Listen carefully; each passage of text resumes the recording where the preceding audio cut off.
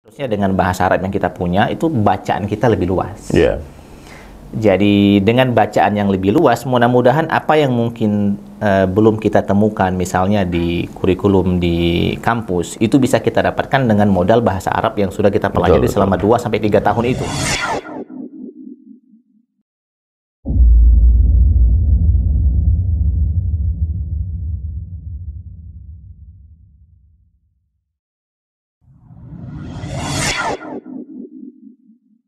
Oke, assalamualaikum warahmatullahi wabarakatuh. Alhamdulillah, sahabat sekalian yang dirahmati Allah Subhanahu wa taala, ini konten pertama podcast DSAS MBR. Jadi Ustadz, alhamdulillah ini studio baru Ustadz. Kita lagi tes audio. Ini tanpa rencana ya. Ini tadi karena Ustadz Said Mahathir ada majelis kajian subuh rutin di Masjid Baitur Rahman. Maka saya tiba-tiba ada ide, ayo ajak ngobrol aja gitu. Jadi kalian mesti mendengarkan obrolan ini dengan tawajuh ya. Semua yang menonton video ini, karena akan banyak ilmu yang akan kita dengarkan dari beliau. Saya perkenalkan dulu nih guru saya di Palembang nih, Said Mahathir. Beliau adalah alumni dari LIPIA. Tahun berapa Ustaz? 2014. Oh, 2014 tamat LIPIA. Tamat LIPIA. Masya Allah. Kemudian 7 tahun. Jadi awalnya kan LIPIA itu masih ada program bahasa 2 tahun, penyempurna bahasa 1 tahun, kemudian baru masuk ke fakultasnya 4 tahun. Oke, Masya Allah. Kalau sekarang yang saya dengar, program penyempurna bahasanya udah nggak ada lagi. Jadi sekarang ini bisa ditempuh dengan 6 tahun. Oke, berarti 1 tahun belajar bahasa dulu sebetulnya di sana ya. Mau fokus bahasa Arab dulu ya? Kalau saya 3 tahun pertama fokus bahasa Arab. Oh gitu, Masya Allah. Kalau sekarang dipotong, diskon jadi 2 tahun. Alhamdulillah, ajib. Nggak main-main ya guys. Sahabat sekalian ya, kalau kita mau belajar agama sungguh-sungguh, maka syaratnya memang harus belajar bahasa Arab dulu untuk memahami Al-Quran dan Hadis. Jadi Ustadz, saya mendengar LIPIA ini, image di kepala saya itu langsung Saudi Arabia. Ya. Langsung tamatannya adalah orang-orang yang kalau saya dengar kajian Ustadz, kayaknya bukan alumni LIPIA kalau bahasanya kayak gini gitu loh. Nah, itu gimana kok bisa Ustadz berbeda dengan sebagian besar alumni LIPIA gitu? Iya, yang pertama, ini sebenarnya faktor pertama adalah background pribadi saya pendidikan. Jadi saya kecil itu di keluarga yang tradisinya NU banget. Oh, Masya Allah. Jadi orang tua saya itu di kampung, itu ustadz kecil-kecilan lah biasanya ya. Ustadz NU kampung lah ya, Masya Allah. Ustadz NU kampung, ngajar ngaji. Kemudian saya saya dapat dari orang tua saya itu ya akidah-akidah dasar, sifat 20 dan seterusnya. Kemudian saya juga dapat pelajaran-pelajaran praktis fikih mazhab Syafi'i, kunut dan seterusnya. Itu terus terang saya dapatnya pertama sekali dari bapak saya sendiri. Termasuk saya ngaji 30 juz, dari juz pertama sampai juz 30 itu saya talakinya sama bapak saya sendiri. Bapak masih ada? Sudah meninggal 1 tahun yang lewat. Nah, kemudian setelah itu saya masuk ke pesantren Rodotul Ulum yang sekarang ini saya mengajar di sana juga. Mengajar di sana. Pesantren kita Rodotul Ulum ini di Palembang apa di Indralaya? Di Indralaya. Oh, Indralaya. Jadi sekitar 1 jam dari studio ini. Iya, Masya Allah. Rodotul Ulum ini secara sejarah ini saya melihatnya beragam sekali orang-orang yang ada di Rodotul Ulum ini. Mulai dari misalnya NU Tulen ada di situ, kemudian mereka-mereka yang gabung ke Muhammadiyah juga ada di sana. Kemudian kita juga akhirnya mengambil kurikulum dari Gontor. Kemudian yang dipadukan dengan kurikulum dari Al-Azhar. Kemudian kita padukan juga dengan kurikulum dari Saudi Arabia. Kemudian plus kita juga tidak ketinggalan memadukan kurikulum dari pemerintah. Jadi atas dasar keberagaman inilah setelah saya keluar dari pesantren Rodotul Ulum, kemudian saya masuk ke LIPIA Jakarta, saya secara bekal pribadi ya, saya menilai cukup kuat lah kira-kira untuk berada di Jakarta dengan iklim yang saya berbeda dengan suasana santri dulu. Berbeda dengan suasana santri. Iya. Jadi saya mendengar, misalnya mohon maaf, jadi saya mendengar, saya awal-awal saya di Jakarta, ada orang yang bertanya apa hukumnya mengusap tangan setelah berdoa. Mengusap wajah ya? Iya, mengusap wajah setelah berdoa. Iya. Saya awal-awal ke Jakarta kok saya heran dengan pertanyaan model seperti itu. Kok ada orang bertanya kayak gitu? Iya, maksudnya kok ada orang bertanya yang seperti itu yang harusnya bagi saya pribadi itu nggak usah ditanyakan lagi. Maksudnya taruhlah kita nggak tahu hukumnya apa ya. Tapi kan ini hal yang sangat lumrah sekali kan. Maksudnya kalaulah seandainya ini adalah bukan bagian dari syariat, kalau seandainya ini kita masukkan dalam bab tradisi, ini kan tradisi yang sah-sah saja. Apalagi memang akhirnya kita akan mendapati ternyata ya cukup banyak riwayat-riwayat yang menyebutkan bahwa Rasul Shallallahu Alaihi Wasallam mengusap wajah. Nanti ada yang bantah lagi. Tapi kan hadisnya dhaif. Nah, sekarang kita belajar, akhirnya kita menemukan di Lipia Jakarta sendiri justru para ulama itu membolehkan untuk mengamalkan hadis-hadis dhaif, apalagi untuk kaitannya dengan adab-adab seperti ini. Jadi mereka nggak mempermasalahkan itu. Justru yang mempermasalahkan adalah yang bukan ulama itu. Iya. Jadi saya kira itu Masya Allah. Jadi makanya saya bertanya tadi, Ustadz alumni mana Ustadz? Iya. Jadi karena saya pernah punya pengalaman lah dengan beberapa orang mahasiswa Lipia di sosmed ya. Di sosmed ya. Yang waktu itu dia dengan begitu kerasnya menghantam ulama-ulama yang bukan sunnah menurut dia. Jadi bahkan waktu itu foto-foto Ustadz Abdul Somad, Adi Hidayat, foto Habib Umar bin Hafiz, itu dia coret-coret. Nah, kalau saja foto saya yang dicoret, saya nggak akan permasalahkan, biarin aja. Nah, tapi waktu itu kebetulan saya melihat posting itu, saya kebetulan lagi ada acara di Polres Jaksel, Jakarta Selatan. Ada teman saya yang jadi Kapolresnya. Saya buat laporan langsung. Nah, tuh ini kena kan, menghina, ada kasus perbuatan tidak menyenangkan. Terus saya upload bukti laporan saya, karena yang kamu lakukan sangat tidak manusiawi, tidak beradab, maka kamu berurusan dengan hukum. Hilang akun anak itu. Dia langsung hilang dari peredaran, dicari nggak ketemu lagi. Jadi dan saya mulai cek-cek tuh kenapa, memang backgroundnya Lipia dari Saudi, guru-gurunya kebanyakan. Apa benar? Apa ada yang Asy'ari yang lain ada ngajar di sana juga? Enggak, begini, saya kira nanti siapapun orangnya dan backgroundnya apapun, saya kira perilaku yang tadi diceritakan itu tidak bagus. Tidak ada ya. Termasuk misalnya saja orang yang bukan Lipia misalnya, lalu kemudian mencoret-coret misalnya muka Syekh bin Baz, misalnya muka Shalih Utsaimin, saya kira itu juga bukan adab yang bagus ya.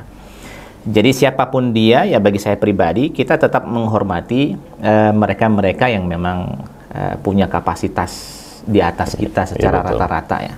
Itu guys, atau taruhlah kita sesama pendukung, ibaratnya kita tim bola, sama-sama pencinta ya, sama fans ya. Iya, misalnya Ustadz dari Persija misalnya ya. Terus saya misalnya Palembang. Ya saya sebagai penonton, sebagai pendukung, ya nggak mungkin lah saya akan misalnya menjelek-jelekan Bambang Pamungkas misalnya ya. Saya kira itu bukan dalam taraf kita gitu kan. Ya kita dukung aja, kita ramekan saja dan klub, kita betul saja. Mana yang kita senangi. Jadi yang masalah bukan sekolahnya, muridnya yang nakal. Ya. Jadi murid yang nakal jangan sekolahnya disalahkan, itu hikmahnya guys. Iya, jadi saya kira ini siapa saja orangnya, jangan seperti itulah. Nah, lalu kemudian kaitannya dengan Lipia secara umum itu mengajarkan yang pertama adalah bahasa Arab ya. Jadi dengan kemampuan bahasa Arab ini harusnya ini secara khusus pesan untuk saya secara pribadi dan secara umum untuk teman-teman di Lipia, harusnya dengan bahasa Arab yang kita punya itu bacaan kita lebih luas. Jadi dengan bacaan yang lebih luas, mudah-mudahan apa yang mungkin belum kita temukan misalnya di kurikulum di kampus, itu bisa kita dapatkan dengan modal bahasa Arab yang sudah kita pelajari selama 2-3 tahun itu. Jadi terlalu banyak sebenarnya hal-hal yang harusnya kita baca lebih banyak, tapi akhirnya kita membatasi diri, padahal kemampuan kita membaca itu terbuka. Nah, saya kira itu mungkin kalau mau disebutkan sebagai kekurangan ya, atau evaluasi yang harus dilakukan oleh mereka-mereka yang pandai bahasa Arab, harusnya bacaannya lebih luas. Ya, bacaannya harus lebih. Jadi guys, Masya Allah, saya dapat hikmahnya pagi ini ngobrol. Bahwasanya kita harus berlaku adil juga. Yang berlaku semacam itu memang kalau kita teliti lagi Ustaz, bukan hanya dari satu kelompok saja. Jadi yang keras itu dari kalangan NU ada, dari Muhammadiyah yang keras juga ada, dari berbagai macam kelompok-kelompok lain, ormas-ormas lain ya, ataupun di madhab Hanafi, Hambali, Maliki, Syafi'i, ataupun yang ikut di kajian-kajian yang hari ini mengaku Salafi. Itu memang ada oknum-oknum Ustaz, yang kerjanya ribut aja Ustaz. Ribut di sosial media, terus mempermasalahkan masalah khilafiyah, furu'iyah, masalah-masalah yang gak penting Ustaz. Nah, jadi Ustaz ketika berada di tengah komunitas kampus semacam itu dulu, apa ada gesekan Ustaz? Apa ada yang kayak teman saya, ada kuliah di Universitas Madinah, dia harus tidak menampakkan kemadinahannya. Harus tidak menampakkan kalau dia itu orang Malaysia waktu itu kan, dengan Asy'ari, dengan akidah semuanya. Pokoknya dia harus tidak boleh banyak ngomong di sana katanya. Saya harus belajar aja di sini Ustaz katanya. Jadi saya tak boleh melawan arus. Apa ada penggiringan ke sana Ustaz? Semua santri yang belajar nggak ada? Nggak. Yang saya temukan nggak ada penggiringan ya. Jadi masing-masing dosen yang mengajar di kelas juga sangat adil sekali. Maksudnya tidak menyebutkan, tidak langsung menusuk kepada satu orang, itu enggak. Justru kita lebih banyak belajarnya komparasi. Perbandingan jadi, ya. Jadi kita kenal semua semua firqah, semua golongan. Kita juga kenal semua mazahib. Atas dasar memang pembelajaran kita itu lebih banyak ke perbandingan. Jadi dengan membandingkan seperti itulah akhirnya saya rasa kita butuh bacaan yang lebih luas yang tadi saya sebutkan di atas. Saya jadi teringat perkataan Buya Hamka, semakin luas ilmu seseorang, semakin sedikit dia menyalahkan orang. Jadi memang perlu banyak-banyak ya kita membaca, banyak piknik ya. Tapi kalau piknik jangan kejauhan, jangan sampai lupa jalan pulang nanti. Jadi hari ini kadang-kadang gitu kalau pas lagi dulu jahil banget, ketika sudah dapat hidayah, kebablasan belok kanan. Kan sebetulnya yang betul itu bukan jalan belok kiri atau belok kanan, tapi jalan yang lurus kan di tengah-tengah itu Ustaz ya. Jadi untuk tetap menjadi atau beri sedikit arahan teman-teman sahabat DSAS nih, gimana supaya kita menjadi orang Islam yang di tengah-tengah itu Ustaz. Nah, gimana sih sebetulnya standarisasinya di tengah itu kayak gimana? Saya kira begini, kita sebagai awam lah ya. Jadi corak keberislaman orang Indonesia itu sebenarnya sudah tengah ya. Tidak terlalu keras, juga tidak terlalu lembut, lembek. Jadi Islam wasatiyah atau moderasi Islam yang sekarang ini terus digaungkan oleh para ulama kita Indonesia khususnya. Saya kira kita sudah berada pada ruang yang bagus lah ya. Zona nyaman lah di Indonesia. Kita sudah berada pada zona yang aman. Secara kultur kita bagus, dan secara pembelajaran, secara keilmuan, ya kita jangan meragukan keilmuan ulama-ulama kita.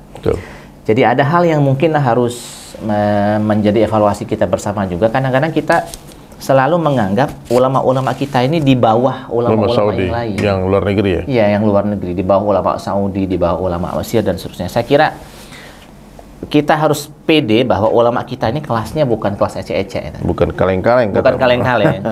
Bukan kaleng-kaleng. Apalagi kalau kita baca karya-karya mereka ya. Turas mereka itu luar biasa sekali. Sudah mengajak dan menggiring kita kepada Islam yang di tengah tadi. Tidak terlalu ke kanan dan juga tidak terlalu ke kiri. Tapi kenyataannya memang hari ini ada segelintir orang yang tidak di tengah Ustaz. Kalau sikap kita, kalau di masjid kita ada orang semacam itu gimana Ustaz? Ada orang yang pokoknya nggak boleh kunut, pokoknya nggak boleh maulid di sini, nggak boleh yang lain semua. Kalau ada orang seperti itu, mungkin di masjidnya sahabat-sahabat semua, tolong Ustaz berikan sedikit arahan menghadapi orang semacam ini. Kadang-kadang kan ketika melihat satu orang ustaz itu naik iman kita, Ustaz. Tapi kadang-kadang naik darah kita. Gimana sih biar darah ini nggak naik, Ustaz? Nggak, saya kira fenomena-fenomena yang tadi diceritakan itu basis pertamanya ya, menurut saya pribadi adalah memang pengetahuan. Yeah. Jadi kalau seandainya kita, ini di Lipia khusus ya, kita belajar ternyata memang kunut itu khilafiyah yang mu'tabar. Khilafiyah yang mu'tabar itu khilafiyah yang memang legal untuk dijadikan sebagai objek khilafiyah. Untuk perdebatan. Maksudnya memang seperti itu. Dan ini perdebatannya sudah selesai. Maksudnya sudah selesai oleh para ulama kita terdahulu. Tinggal sekarang ini adalah ya kita memakainya gitu kan. Kalau seandainya sekarang ini kita memperdebatkan ulang, saya kira antara kita yang berdebat ini tidak selevel dengan orang mereka yang dulu berdebat. Dulu. Iya, mereka apa yang sudah selesai di zaman dulu, saya pribadi sebenarnya tidak mau lagi mengungkit-ungkit. Nah, sehingga tadi basis pengetahuan yang harus kita mulai. Jadi cobalah untuk mendengar lebih banyak, membaca lebih banyak. Kalau seandainya memang itu adalah khilafiyah dan khilafiyahnya adalah mu'tabar, saya kira kita patut menerima itu apa adanya. Yeah. Nggak bisa tidak, Ustaz? Saya dapat kepahaman nih, Pak Ustaz. Jadi, kenapa jadi masalah? Karena yang berdebat bukan orang yang mendapat lisensi untuk berdebat. Harusnya begitu, memang benar.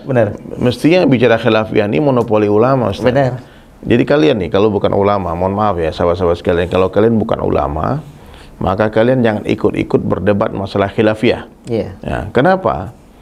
Karena kalian bukan dokter, nggak boleh ngasih resep. Nggak boleh, nanti jadi ilegal, malah ditangkap polisi. Meskipun kadang-kadang benar itu resep yang dikasih, tapi karena yang nulisnya bukan dokter, jadi masalah. Benar. Ya, jadi bicara khilafiyah adalah monopoli ulama. Dan saya juga pernah bertanya sama satu orang ustadz, bagaimana standarisasi ulama di Indonesia ini? Terus beliau katakan waktu itu, jadi gampang aja kalau kamu mau lihat ulama atau bukan di Indonesia, itu kamu suruh dia ngomong bahasa Arab, ataupun suruh nulis bahasa Arab, nulis Arab. Kalau nulis Arabnya lebih lancar daripada nulis Latinnya, itu ulama. Kalau dia dikasih kitab gundul dia baca, nah itu insya Allah ulama. Kalau ngomong Arabnya lebih fasih dari bahasa Indonesianya, insya Allah itu ulama. Nah, jadi orang-orang yang pernah mengenyam bangku pendidikan dari ibtidaiyah, sanawiyah, aliyah, kemudian sampai ke jenjang pendidikan yang seterusnya. Nah, kalau sekarang mungkin adalah diberikan gelar sama dunia kan, LC, MA, macam-macam gelarnya, SAG. Nah, kalau antum nggak ada itunya, ana rasa nggak boleh lah berdebat-debat segala. Iya. Ana rasa gitu. Iya, itu sudah benar. Jadi kayak misalnya begini, saya pribadi, saya misalnya mengamati Ustadz Dery misalnya ya. Ustadz Dery ini kan pendakwah. Tapi saya lebih banyak mendengar Ustadz Dery ini mendakwahnya itu tidak masuk kepada ranah yang memang harusnya diambil oleh para ulama. Jadi saya sangat apresiasi dengan Ustadz Dery saat beliau berdakwah itu, beliau tidak mengambil ranah tentang misalnya memutuskan ini haram atau halal. Ustadz Dery mengikut apa yang sudah pernah difatwakan oleh para ulama terdahulu, itu yang diikuti dan itu yang disampaikan. Saya kira itu ini contoh yang menurut saya fair sekali gitu kan. Saya juga secara pribadi misalnya nggak berani ngambil domain Ustadz Dery misalnya. Ustadz Dery misalnya domainnya ke kafe dakwah kan anak muda misalnya lewat syair-syair. Saya nggak berani karena saya bukan penyair gitu. Jadi begitu sahabat sekalian, ini banyak mau kita obrolkan lagi sama Ustadz Said nih, Masya Allah, hikmah-hikmah ya. Kalian dengarlah, ada ribuan mungkin rekaman video saya. Kalau ada orang bertanya di dalam pertanyaan, apa hukumnya nih Ustadz? Saya cuma selalu sebut mention, kau tanya sama Ustadz Somad, kau tanya sama Ustadz Adi Hidayat. Kalau sekarang saya tanya sama Ustadz Said Mahathir di Malaysia, di Palembang. Jadi saya selalu mention umat ini kepada ulama. Dan selalu saya branding diri saya ini, ingat dari Sulaiman bukan ulama, saya ini anak band, saya ini pelukis, saya ini seniman yang sedang berusaha mengajak orang mentaati Allah. Jadi ingat, dakwah bukanlah sebuah profesi, tapi apapun profesi kita wajib berdakwah. Ya, para ulama berdakwah dengan hujah mereka, dengan dalil-dalil mereka. Dari Sulaiman berdakwah dengan lukisan, dengan syair. Ya, kalaupun saya bicara dakwah hanya bicara kebesaran Allah. Saya hanya bicara tentang sunnah Nabi Sallallahu Alaihi Wasallam, ngajak orang sholat ke masjid. Terus kalau orang tanya gimana cara sholat, tanya sama Ustaz. Cara sholatnya betul, cara wudhu yang betul, mesti ada sanadnya, kamu belajar, jangan dari saya. cari kepada orang yang alim, terus mengajak orang hadir di majelis-majelis ta'lim, itu pandai saya itu. Ayo datang ke majelis ustaz itu, datang ke ustaz itu, datang ke majelis itu, majelis maulid, salawat. Terus kalau bicara tentang akhlak, bicara tentang ikram, tentang meluruskan niat, dan tentang mengajak orang untuk berdakwah juga. Jadi intinya Ustaz, kalau orang memahami dari ceramah saya itu, apa yang saya dakwahkan selama ini, dakwah itu sendiri. Jadi yang saya dakwahkan bukan salat, bukan zakat, puasa, haji, tapi mendakwahkan dakwah supaya orang semua mau bergerak. Hari ini kan masalahnya Ustaz, umat Islam ini tidak merasa bertanggung jawab dengan dakwah Ustaz. Dia pikir dakwah itu kerjaannya jamaah ini, jamaah itu. Dakwah ini kerjanya ustaz, saya bukan ustaz. Jadi alangkah indahnya nanti kalau setiap subuh Ustaz Said bikin majelis yang dengar 1.000 orang, 2.000 orang, 3.000 orang. Sebetulnya itu bisa kalau semua kita bekerja sama untuk memakmurkan masjid, bekerja sama untuk mengajak orang ke majelis ta'lim. Oke guys, itu dulu sementara, nanti kita akan lanjutkan lagi. Ya, kesimpulannya apa? Kita harus menjadi orang baik, menjadi muslim yang baik, muslim yang di tengah-tengah, muslim yang mengagungkan ukhuwah di atas segala-galanya. Dan itu akan terjadi ketika kita paham, kita tahu diri. Yang bukan ulama tidak boleh bicara khilafiyah. Ya, khilafiyah bukan untuk diperdebatkan, karena khilafiyah itu bukan antara salah dan benar, tapi dua-duanya benar. Terserah kamu mau pilih yang mana. Kemudian doakan ampunan kalau ada yang salah di pendapat yang lain, dan kita sama-sama berharap ridha Allah Ta'ala. Baik, itu saja. Sekurus-kurusnya ikan pasti ada dagingnya, segemuk-gemuknya ikan pasti ada tulangnya. Ambil dagingnya, buang tulangnya, ambil yang baik, buang yang buruk, ambil yang jernih, buang yang keruh. Jangan lupa di like, di komen, dan subscribe channel ini.